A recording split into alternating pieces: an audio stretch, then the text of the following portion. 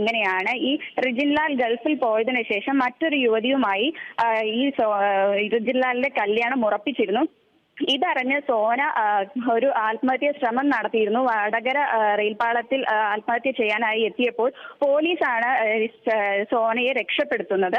തുടർന്ന് ഈ സംഭവത്തിൽ കേസ് കൊടുക്കണമെന്ന് പോലീസ് പറഞ്ഞതിനനുസരിച്ചാണ് ഈ പേരാമ്പ്ര പോലീസിൽ സോനയുടെ കുടുംബം പരാതി കൊടുക്കുന്നത്. അത് കേസായതിനെ തുടർന്നാണ് ഈ സോനയുമായി വീണ്ടും ഈ റിജിൻലാൽ അടുക്കുന്നതും ഇതൊരു രജിസ്റ്റർ മാരേജിലേക്ക് എത്തുന്നതും. കോഴിക്കോട് പേരാമ്പ്രയിൽ കാറു കത്തി ഗർഭിണി മരിച്ച സംഭവത്തിൽ ദുരൂഹത ആരോപിക്കുകയാണ് ബന്ധുക്കൾ. കാറിന്റെ പിൻസീറ്റിലാണ് സോന ഇരുന്നത്. കാറിന്റെ പിൻവശം മാത്രമാണ് കത്തിയത്. ഭർത്തൃ വീട്ടിൽ പ്രശ്നങ്ങൾ ഉണ്ടായിരുന്നതായി സോന പറഞ്ഞിരുന്നുവെന്നും കുടുംബം ബിഗ് ടിവിയോട് വെളിപ്പെടുത്തി. വീട്ടു പ്രശ്നങ്ങളുണ്ട്. അന്ന് രാത്രി വീട്ടിൽ വന്നപ്പോൾ പറഞ്ഞിരുന്നു. അതും പറഞ്ഞാണ് ഒരു അവിടേക്ക് പോയത്. ഷോർട്ട് കട്ട് ഉണ്ടെങ്കിൽ തന്നെ മുന്നിൽ അത് വരേണ്ടത്. ബേക്കിൽ അങ്ങനെ ഒരു ഇത് വരേണ്ട ആവശ്യമില്ല. ബേക്കിൽ തീ ഇങ്ങനെ വന്നിട്ട് പെട്ടെന്നാണ് ഒരു ഭൂകമ്പം വരെ ഉണ്ടാകുന്നത്. നാട്ടുകാർക്കായാലും സംശയമുണ്ട്, എല്ലാവർക്കും സംശയമുണ്ട്. മുന്നിൽ സീറ്റ് ഉണ്ടായിട്ട് പുറകിൽ ഇരുന്ന് എന്താണെന്നുള്ളത് അത് നമുക്കൊരു പിടുത്തം കിട്ടുന്നില്ല. പോലീസ് ശാസ്ത്രമായി അന്വേഷിക്കണം. അത് മേലധികാരിൽ തന്നെ അന്വേഷിക്കണം. നമസ്കാരം ആൻഡ് വെൽക്കം ബാക്ക്. എല്ലാവരും സുഖമായിട്ടിരിക്കുന്നു. വളരെ ഗൗരവകരമായിട്ടുള്ള ഒരു ന്യൂസാണ്, ഒരു വിഷയമാണ് നമ്മളിന്ന് ചർച്ച ചെയ്യുന്നത്. ഈ ഒരു ന്യൂസ് നിങ്ങളൊരുവിധം എല്ലാവരും അറിഞ്ഞിട്ടുണ്ടായിരിക്കും. ഇന്നലെ രാവിലെ ഞാൻ ഈ ന്യൂസ് കാണുന്നത് മാതൃഭൂമി ന്യൂസിലാണ്. മാതൃഭൂമിയിലാണ് കാണുന്നത്. 7 മാസം ഗർഭിണിയായിട്ടുള്ള യുവതി വെന്ത് മരിച്ചു എന്ന് പറയുന്നൊരു ക്യാപ്ഷനാണ് കൊടുത്തിട്ടുള്ളത്. എന്നെ ഏറ്റവും കൂടുതൽ ഡിസ്റ്റർബ് ചെയ്തിട്ടുള്ളൊരു ക്യാപ്ഷനാണിത്.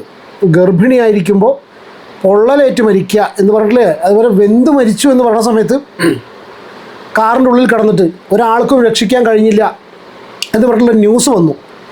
ആ സമയത്ത് ഭർത്താവ് കൂടെ ഉണ്ടായിരുന്നു. 2 പേരും കാറിൽ യാത്ര ചെയ്യുന്ന സമയത്ത് പുതിയ മാരുതി സ്വിഫ്റ്റ് കാറാണെന്ന് മനസ്സിലാവുന്നത്. എൻജിനിലേക്ക് തീ പടർന്നിട്ടില്ല. പുറകിൽ നിന്ന് ശബ്ദം കേട്ടു, അവിടുന്നാണ് തീ പടർന്നത്. പുറകിലെ സീറ്റിലായിരുന്നു ഈ ലേഡി ഇരുന്നത്. ഗർഭിണിയായിട്ടുള്ള 7 മാസം ഗർഭിണിയായിട്ടുള്ളൊരു സ്ത്രീ. സാധാരണ ഭർത്താക്കന്മാർ അവർ സൈഡ് സീറ്റിൽ ഇരുത്തിയിട്ടാണ് കൊണ്ടുപോകുക, ഫ്രണ്ട് സീറ്റിലാണ്. കാരണം കുലുക്കൊക്കെ കുറയാൻ വേണ്ടിയിട്ട്. ഇവിടെ ഈ സ്ത്രീ ഇരുന്നത് ബാക്ക് സീറ്റിലായിരുന്നു. കാറിന് പുറകിൽ നിന്ന് തീ പിടിക്കുന്നു. തോട്ടിൻ്റെ സൈഡിൽ കാറ് നിർത്തുന്നു. ഭർത്താവ് ഇറങ്ങി ആ തോട്ടിൽ ഇറങ്ങിയിട്ട് പൊള്ളൽ ഇട്ടിട്ട് ഭർത്താവ് സ്വയം രക്ഷപ്പെടുന്നു എന്ന് പറഞ്ഞിട്ടുള്ള ന്യൂസ് വന്നു. ആ യുവതി വെന്ത് മരിച്ചു. നാട്ടുകാർ ആരും വിചാരിച്ചിട്ട് ആ സ്ത്രീയെ രക്ഷിക്കാൻ പറ്റിയില്ല. കാറിൻ്റെ ഡോറ് ലോക്കായിപ്പോയി. സീറ്റ് ബെൽറ്റ് ഇട്ടിരുന്നു ഇവർ. അതായത് ഗർഭിണിയായിട്ടിരിക്കുന്ന ഒരു സ്ത്രീ പുറകിൽ സീറ്റ് ബെൽറ്റ് ഇട്ട അവസ്ഥയിലിരിക്കുന്നു. കിടക്കറ്റായിരുന്നു എന്തോ പറയുന്നുണ്ട്. എന്തായാലും ഇതിനെക്കുറിച്ച് ഇപ്പോൾ അന്വേഷണം നടന്നുകൊണ്ടിരിക്കുകയാണ്. വളരെയധികം ദുരൂഹത ഇതിൽ ഉണ്ട് എന്നുള്ളത് കുടുംബം ആരോപിക്കുന്നുണ്ട്. മാത്രമല്ല സോഷ്യൽ മീഡിയ ഒന്നടങ്കം വിധി എഴുതിയിരിക്കുന്നത് ഇവൻ കുറ്റക്കാരനാണെന്നുള്ളതാണ്.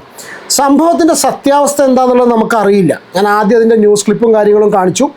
ഞാനിതിനെക്കുറിച്ച് ന്യൂസിലേക്ക് കടക്കാം. ഇതിൻ്റെ എന്ത് ഡീറ്റെയിൽസും ഏറ്റവും ലേറ്റസ്റ്റ് ആയിട്ട് എന്ത് ഇൻഫർമേഷനാണ് വരുന്നതെന്നുള്ള ന്യൂസിലേക്ക് ഞാൻ കടക്കുന്നതിന് മുന്നേ ഞാനിന്ന് സോഷ്യൽ മീഡിയ നോക്കിയ സമയത്ത് ഈ വ്യക്തിയുടെ, അതായത് ഭർത്താവിൻ്റെ സുഹൃത്ത് എന്ന് പറയുന്ന ഒരു വ്യക്തിയുടെ കമൻറ്റ് ഞാൻ ഒരു ന്യൂസിൻ്റെ അടിയിൽ കണ്ടു.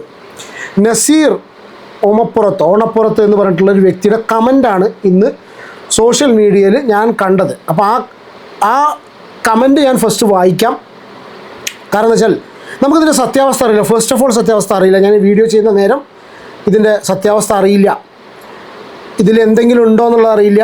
ആൾക്കാർക്ക് ഏറ്റവും കൂടുതൽ ഇപ്പോൾ ഈ സാഹചര്യങ്ങളൊക്കെ വെച്ച് നോക്കുന്ന സമയത്താണ് പല ആൾക്കാരും, കാരണം പൊതുജനം പലവിധമാണ്. ആൾക്കാർ പറയുന്നത് സ്വന്തം ജീവൻ്റെ പാതി, അതും ഗർഭിണിയായിരിക്കുന്ന സ്വന്തം കുഞ്ഞിനെ ചുമക്കുന്നൊരവസ്ഥയിൽ നിറവയറിലിരിക്കുന്ന ഒരു യുവതി ഒരു സ്വന്തം ഭാര്യ കാറിലുള്ളപ്പോൾ തീ പിടിക്കുമ്പോൾ ഇങ്ങനെ സംഭവം ഉണ്ടാകുമ്പോൾ അതിനെ രക്ഷിക്കാൻ നോക്കാതെ തോട്ടിലേക്ക് എടുത്ത് ചാടി സ്വന്തം ജീവൻ രക്ഷിച്ചിട്ടുള്ള ഇവനൊക്കെ എന്ത് ഭർത്താവാണ്, എന്ത് പാർട്ട്ണറാണ് എന്നുള്ള കണ്ടീഷനിലാണ് സോഷ്യൽ മീഡിയ മുഴുവനും ചർച്ച ചെയ്യുന്നത്.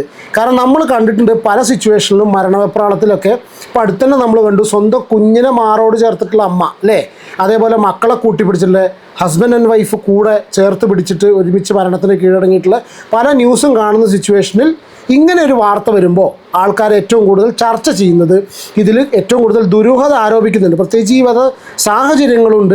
പിന്നെ ഞാൻ ഫസ്റ്റ് ന്യൂസ് ക്ലിപ്പ് പ്ലേ ചെയ്തതുപോലെ ഇവർ തമ്മിൽ പ്രണയത്തിലായ സമയത്ത് ഇവന് വേറൊരു യുവതിയുമായിട്ട് ബന്ധം ഉണ്ടായിരുന്നു. ആ ബന്ധം ഈ സ്ത്രീ അറിഞ്ഞതിന് ശേഷം ഈ സ്ത്രീ സ്വയം ജീവനൊടുക്കാൻ പോയപ്പോൾ പോലീസ് ഇടപെട്ടിട്ട് കേസ് കൊടുപ്പിച്ചു. അതിനുശേഷമാണ് രജിസ്റ്റർ മാരേജ് ചെയ്തത്. പിന്നീട് ഗർഭിണിയായിരിക്കുന്ന സമയത്ത് വീട്ടിൽ ഇവൻ മദ്യപിച്ചിരുന്നു.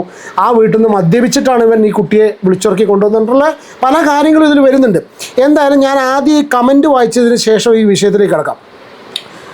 ഈ വാർത്തയിൽ കാണുന്നത് എൻ്റെ ചെറുപ്പകാലം തൊട്ടേയുള്ള സുഹൃത്തിൻ്റെ ഭാര്യയാണ്. ന്യൂസ് ചാനൽസിലൊക്കെ വന്ന വാർത്തയ്ക്ക് താഴെ 80% ആളുകളും കമൻ്റ് ഇട്ട് മെഴുകുന്നത് സ്വന്തം ജീവൻ രക്ഷിക്കാൻ അടുത്തുള്ള തോട്ടിലേക്ക് എടുത്ത് ചാടി ഭാര്യയെ നോക്കില്ല എന്നാണ്. അല്ല സുഹൃത്തുക്കളെ, ഞാനൊന്ന് ചോദിക്കട്ടെ, ഈ സോഷ്യൽ മീഡിയയിൽ കിടന്ന കമൻ്റ് ഇട്ട് മെഴുകുന്ന നേരം നിങ്ങൾക്കൊന്ന് ചിന്തിച്ചുകൂടെ, ലാലുവിൻ്റെ സ്ഥാനത്ത് നിങ്ങളായിരുന്നുവെങ്കിൽ എന്ത് ചെയ്യുമായിരുന്നു എന്ന്? ഒരു വാഹനത്തിൽ തീ പടരുമ്പോൾ അത് സിനിമയിലെ പോലെ ചിന്തിച്ച് പ്രവർത്തിച്ച നിമിഷമല്ല. സെക്കൻഡുകൾക്കുള്ളിൽ ശരീരമൊട്ടാകെ ചൂട് പിടിക്കും, തൊലി പൊള്ളും, കണ്ണിൽ കഠിനമായ പുകയും കയറും, മൂക്കിലൂടെ ശ്വാസം എടുക്കാൻ പോലും പറ്റാത്ത അവസ്ഥ വരും. ആ സമയത്ത് മനുഷ്യൻ്റെ ബ്രെയിൻ ആദ്യം ചെയ്ത് സർവൈവൽ മോഡിലേക്ക് പോകുന്നത് എന്നാണ്. ഓക്സിജൻ കിട്ടണം, തീയിൽ നിന്ന് പുറത്തേക്ക് രക്ഷപ്പെടണം, ശരീരത്തെ രക്ഷിക്കണം, അതാണ് ഓട്ടോമാറ്റിക് റിയാക്ഷൻ.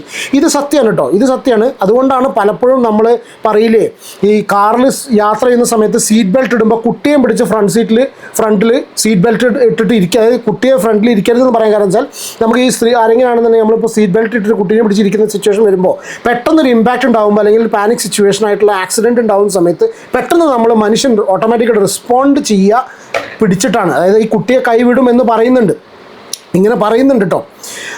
അത് ഭയന്നോടലല്ല, അതൊരു മനുഷ്യൻ്റെ ശരീരത്തിൻ്റെ സ്വാഭാവിക പ്രതികരണമാണ്. അതാണ് ഞാൻ പറഞ്ഞത്, ഇങ്ങനത്തെ സിറ്റുവേഷനൊക്കെ ഉണ്ടാകുന്ന സമയത്ത് നമ്മൾ പലപ്പോഴും കണ്ടിട്ടാണ് സ്വന്തക്കാരെ രക്ഷിക്കുന്ന പലരും, ജീവൻ കൊടുത്തിട്ട് പോലും രക്ഷിക്കുന്ന പല സിറ്റുവേഷൻസും നമ്മുടെ ഉള്ളിൽ നമ്മൾ കണ്ടിട്ടുണ്ട് അല്ലേ. ദേഹമാസകലം പൊള്ളിയും ശ്വാസം മുട്ടിയും നിൽക്കുന്ന ഒരാൾക്ക് ആദ്യ നിമിഷങ്ങളിൽ വ്യക്തമായി ചിന്തിക്കാനോ എന്ത് ചെയ്യണമെന്ന് തീരുമാനിക്കാനോ പോലും സാധിക്കില്ല. സ്വന്തമായി ഒന്ന് ശ്വസിക്കാൻ കഴിയുമ്പോഴേ കൂടെയുള്ളവരെ രക്ഷിക്കാനും ചിന്ത പോലും വരും. പ്രത്യേകിച്ച് തീപ്പൊള്ളലിൻ്റെ വേദന അനുഭവിച്ചവർക്ക് അറിയാം, ആ നിമിഷം ശരീരവും മനസ്സും ഒരുപോലെ നിയന്ത്രണം വിട്ടുപോകും. അതിനിടയിൽ ദുരൂഹത ആരോപിച്ച് വിധി പറയാൻ കുറേ സോഷ്യൽ മീഡിയ ജഡ്ജിമാരും. ദേഹമാസകലം പൊള്ളലേറ്റ ആ ചെറുപ്പക്കാരൻ ഇപ്പോഴും ICUയിൽ നിന്ന് ഇറങ്ങിയിട്ടില്ല. ആ കുടുംബത്തിൻ്റെ അവരുടെ ബന്ധുക്കളുടെ അവസ്ഥ ഒന്ന് ആലോചിച്ച് നോക്കൂ. അതിൻ്റെ ഇടയിലെ ഓരോരോ കമൻസ് കൊണ്ട് വീണ്ടും അവരെ തകർക്കുന്നത്. ഇതെല്ലാം കണ്ടു നിൽക്കുമ്പോഴും ആ ഒരു സുഹൃത്ത് എന്ന നിലയിൽ ഉള്ളിലെ അവസ്ഥ പറഞ്ഞറിയിക്കാൻ പോലും പറ്റുന്നില്ല. ചെറുപ്പം മുതൽ ഒപ്പം നടന്ന ഒരാളെ ഇത്രയും വേദനയിലും പൊള്ളലിലും കണ്ടു നിൽക്കുന്നത് തന്നെ സഹിക്കാനാകുന്നില്ല. അതിലും കൂടുതൽ വേദനിപ്പിക്കുന്നത് ജീവനും മരണത്തിനുമിടയിൽ ICUയിൽ കിടക്കുന്ന ഒരാളെ പുറത്തുനിന്ന് ചിലർ വാക്കുകൊണ്ട് വീണ്ടും കൊന്നുകൊണ്ടിരിക്കുന്നു. ചില സമയങ്ങളിൽ നിശബ്ദമായി ഒന്ന് കൂടെ നിൽക്കുന്നതാണ് വലിയ മനുഷ്യത്വം. സത്യം മുഴുവൻ അറിയാതെ ഒരാളുടെ ജീവിതത്തിലും വേദത്തിലും വിധി പറയരുത്.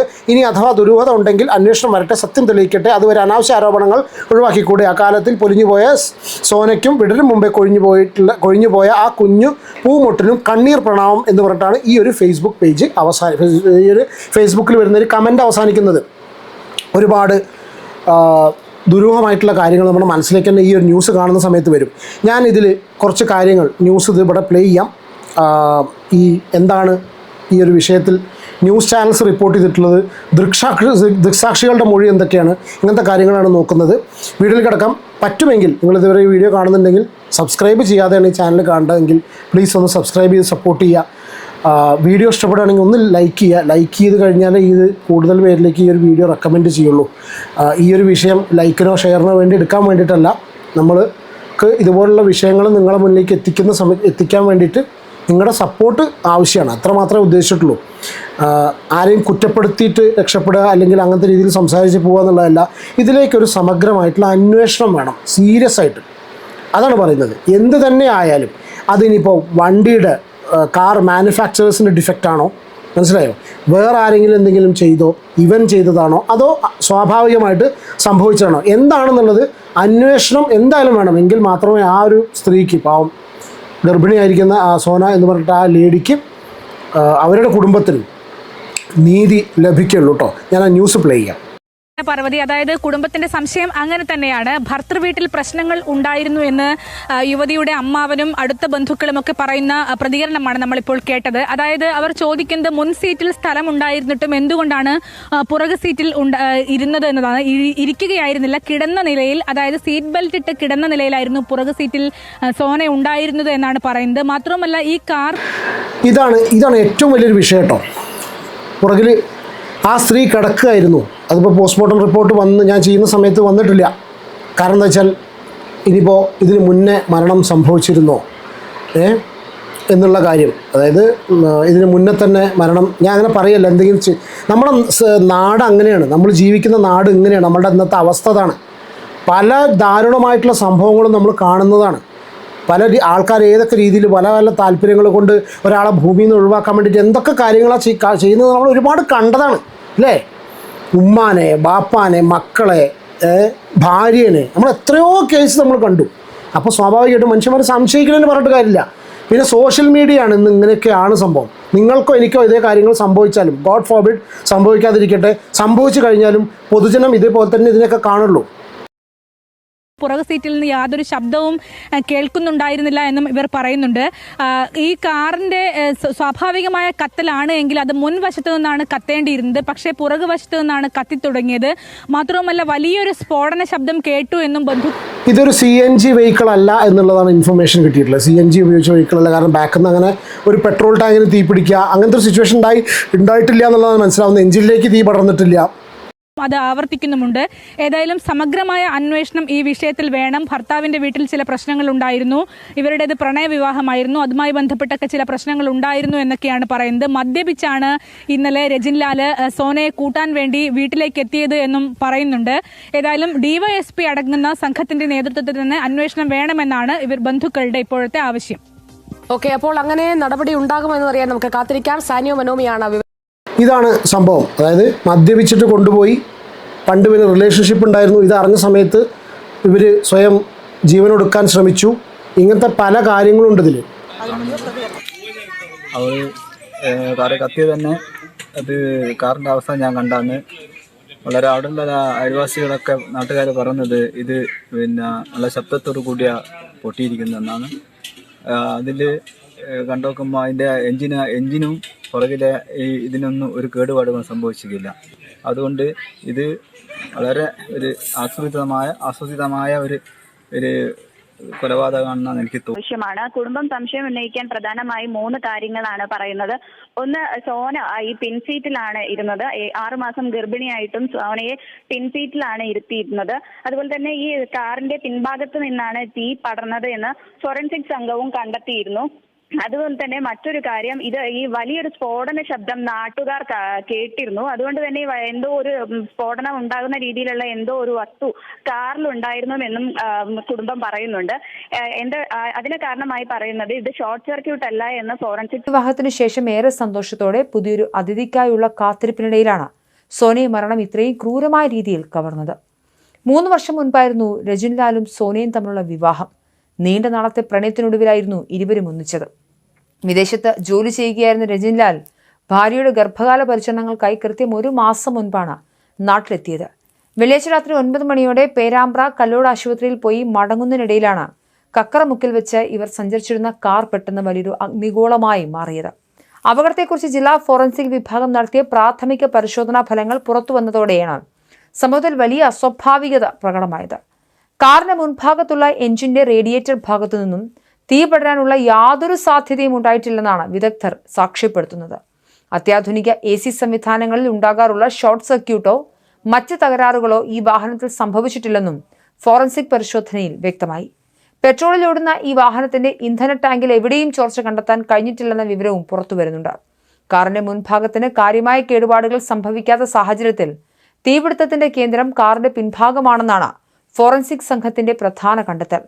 മുൻഭാഗം സുരക്ഷിതമായിരിക്കെ എങ്ങനെയാണ് കാറിന്റെ പിൻസീറ്റിന്റെ പുറകിൽ എന്തെങ്കിലും സൂക്ഷിച്ചിട്ടുണ്ടോ? കാരണം ഇതെല്ലാം കൂടി കണക്ട് ചെയ്യുന്ന സമയത്താണ് ഈ ദുരൂഹത വരുന്നത്. ഈ സ്ത്രീയെ പുറകിലിരിക്കുന്നു, കിടത്തുന്നു, സീറ്റ് ബെൽറ്റ് ഇടുന്നു, പിന്നെ പുറകുന്ന് തീ പടരുന്നു, ഇവൻ ഇറങ്ങി ഓടുന്നു, ഇവൻ രക്ഷപ്പെടുന്നു. ഇപ്പോൾ ഇയാൾ 60% പൊള്ളലേറ്റിട്ടാണ് ICUവിൽ കിടക്കുന്നതെന്നുള്ളത് ന്യൂസിലൂടെ അറിയാൻ കഴിഞ്ഞു. പിന്നെ അറിയുന്നൊരു സുഹൃത്തിൻ്റെ ഫസ്റ്റ് കമൻറ്റ് കൂടി ഞാൻ വായിച്ചു.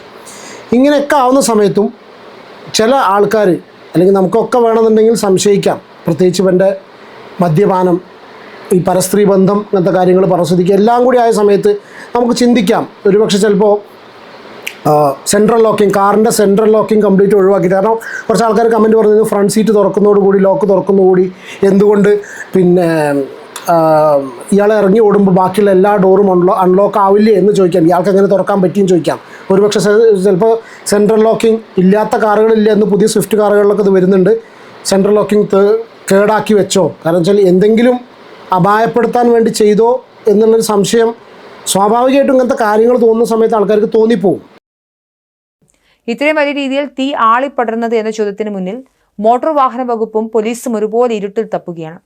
കൂടുതൽ വിശദവും ശാസ്ത്രീയവുമായ പരിശോധനകൾക്ക് ശേഷം മാത്രമേ തീപിടുത്തത്തിന്റെ കൃത്യമായ കാരണം വ്യക്തമാകൂ എന്നാണ് ഫോറൻസിക് വിഭാഗം നൽകുന്ന വിശദീകരണം. അപകട സമയത്ത് കാർ ഓടിച്ചിരുന്ന ഭർത്താവ് രജിൻലാൽ 60% ഗുരുതരമായി പൊള്ളലേറ്റ നിലയിൽ കോഴിക്കോട് മെഡിക്കൽ കോളേജ് ആശുപത്രിയിൽ തീവ്രപരിചരണ വിഭാഗത്തിൽ ചികിത്സയിലാണ്.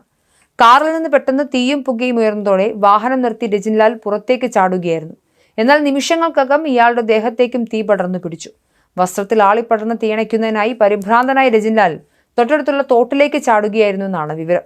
ഈ സമയത്ത് 6 മാസം ഗർഭിണിയായിരുന്ന സോന കാറിന്റെ പിൻസീറ്റിൽ കിടക്കുകയായിരുന്നു. കാറിൽ നിന്നും ചാടിയിറങ്ങിയ രജിൻലാൽ സോനയെ പുറത്തെടുക്കാൻ പരമാവധി ശ്രമിച്ചെങ്കിലും കാറിന്റെ പിൻഭാഗത്തെ ഡോറുകൾ പെട്ടെന്ന് സെൻട്രൽ ലോക്ക് ആയതിനാൽ തുറക്കാൻ കഴിഞ്ഞില്ല. തീയുടെ തീവ്രത കൂടിയതും ദേഹത്ത് തീ പടർന്നതുമാണ് രജിൻലാലിനെ തോട്ടിലേക്ക് ചാടാൻ നിർബന്ധിതനാക്കിയത്. ഡോർ ലോക്കായി ഉള്ളിൽ കുടുങ്ങിപ്പോയ സോനയ്ക്ക് പുറത്തേക്ക് കടക്കാനുള്ള എല്ലാ വഴികളും അടയുകയായിരുന്നു.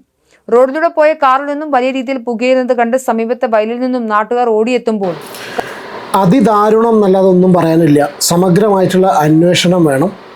ഇത് തെളിയിക്കപ്പെടണം. ഇയാൾ കാരണമാണ്, അല്ലെങ്കിൽ ഇയാളിത് കൊലപാതകം ചെയ്തതാണ്, ഭർത്താവ് കൊന്നതാണ് എന്ന് പറയല്ല നമ്മൾ ചെയ്യേണ്ടത്. അതിന് പകരം വളരെ പ്രോപ്പറായിട്ടുള്ളൊരു അന്വേഷണം പോലീസിൻ്റെ ഭാഗത്തു നിന്ന് ഉണ്ടാവണം. എന്തായാലും ഇത് തെളിയിക്കപ്പെടണം. ആ പെൺകുട്ടിക്കും പിറക്കാതെ പോയ ആ കുഞ്ഞിനും പിന്നെ അവരുടെ കുടുംബത്തിനും ഡെഫിനറ്റായിട്ട് നീതി ലഭിക്കുക തന്നെ വേണം. എന്താണ് ഈ ഒരു വിഷയത്തിൽ നിങ്ങളുടെ അഭിപ്രായം എന്നുള്ള കമൻറ്റ് ചെയ്യൂ. നമുക്കടുത്തൊരു വീഡിയോയിൽ കാണാം. Take care and God bless.